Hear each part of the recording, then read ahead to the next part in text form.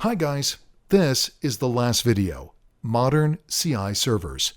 Previously we looked at traditional CI servers. In this video, we're going to take a look at installing drones and running builds.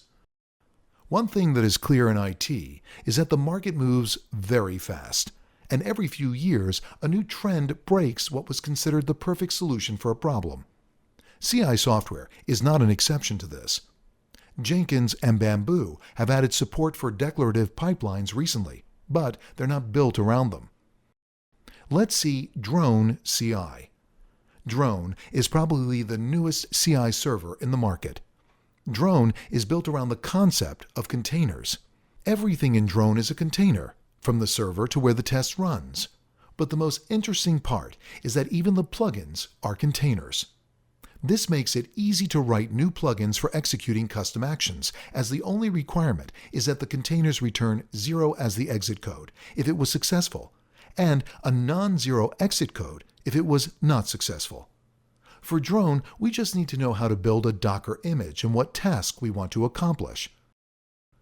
In order to install Drone, we're going to use Docker Compose, and it's going to be configured to work with GitHub. Drone are like Docker that follows a client-server architecture, so we can find two differentiated components, the server and the CLI. The first part we're going to proceed with is the server. We will take a look at this Docker Compose file. There are two containers running in the Docker Compose file that is a server and an agent. Up until version 0.4, Drone Master could execute builds, but after that, an agent is needed to run builds. There are some secrets that we need to configure before proceeding that are being passed into Compose via environment variables. Now, let's look at Drone GitHub Client. As we specified earlier, we're going to use GitHub as the origin of our source code to be tested. This is provided on GitHub when registering a new zero-auth application needed for Drone. We can create zero-auth applications in the Settings section of GitHub. First, we click on the Setting option, and then select Developer Settings on the left-hand side. After that, we click on the Register New Application. Here, we have to enter the application name, homepage URL. Be careful. One of the parameters that you need in order to create a GitHub zero-auth application is the callback URL. In this case, we're going to use localhost authorize as we're working on our local machine. As you can see, the client ID and client secret is created. The next line, Drone GitHub secret. In the same way as Drone GitHub client, this is provided when a new zero-auth application is created on GitHub. Drone secret is an arbitrary string shared with the agent and the master. Just create a simple string, but when running a drone in production, make sure that the string is long enough so it cannot be guessed.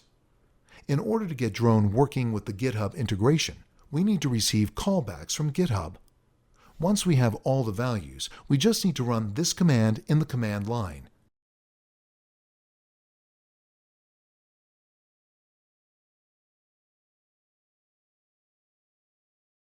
In one line, we're setting the three variables that we need, apart from running Docker Compose up. If everything went as expected, when we browse localhost, we should see this window.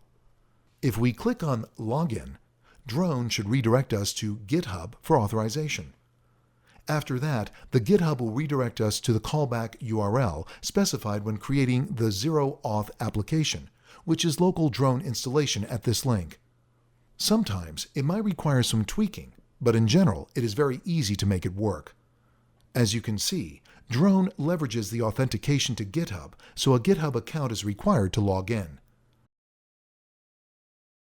Now, we're going to proceed with the CLI. It's as easy as visiting this link and choosing the right version for your platform. In my case, it's Linux 64. We will copy this command that is for Linux 64. We paste the command in the terminal and run it. Just place the binary in the path and you're ready to go. In order to configure the location of the drone server, we need to specify two environment variables. The first variable is drone server. We copy the command and paste in the terminal with the URL. In our case, it is localhost. Let's run the command. The second variable is drone token. We can find the drone token once we are logged into Drone. Here, we navigate to Account and click on Show Token. This is the value that we need. Just copy the value. We have to add the value here in this command and run it.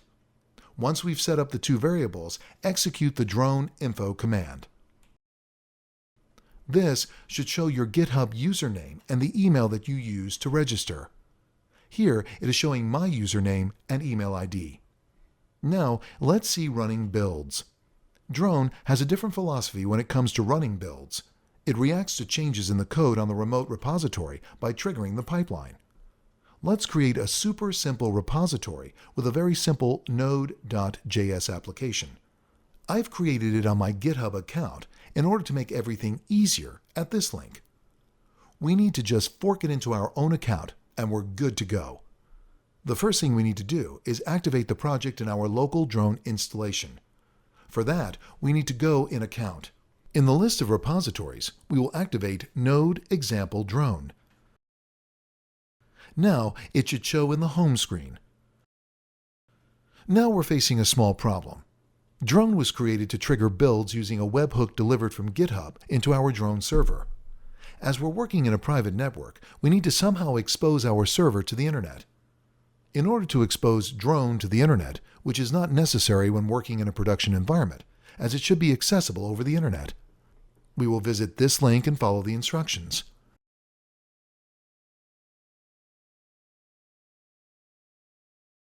We will run this command in our command line.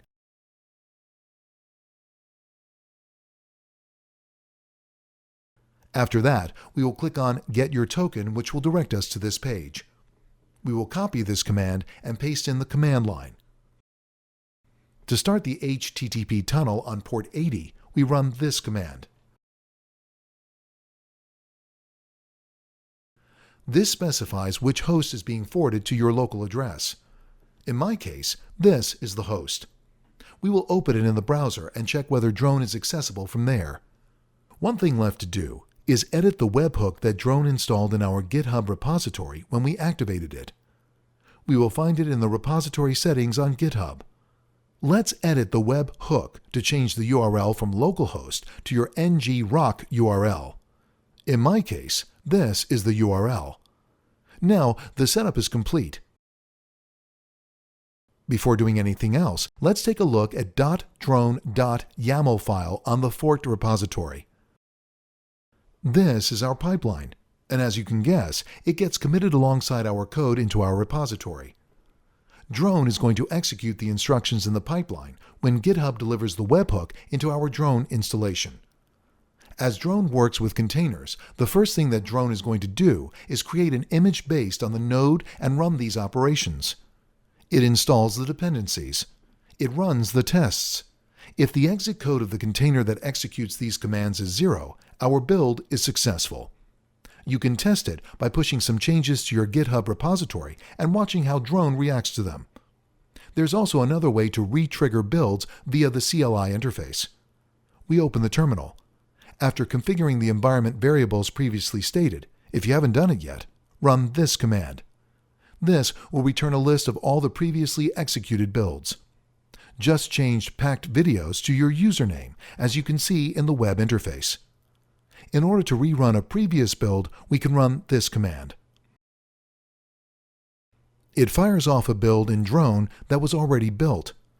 This is particularly useful when you suspect that the build failed due to external factors. It is the simplest case of a pipeline. Drone is based on plugins, and those plugins are also Docker images. The list is quite comprehensive and can be found at this link. This is the list of some useful plugins. Let's assume that we want to push our image to the Google Container Registry in Google Cloud. We're going to use the plugin called Drone GCR from this link. What we have here is a two-stage pipeline. It first executes the tests, and once they are successful, it deploys the image to Google Cloud Registry. We have different phases in the pipeline that we can use. The build phase is for building the tests and the related commands. The publish phase is used to publish the artifact in a remote repository. Deploy phase is very useful for continuous integration, as it allows us to deploy our software in a continuous delivery manner. The last phase is notify, that is used to send notifications via email, Slack, or any other channel. For example, if we wanted to send a Slack notification, we would just need to add these lines to our pipeline. In this video, we looked at modern CI servers.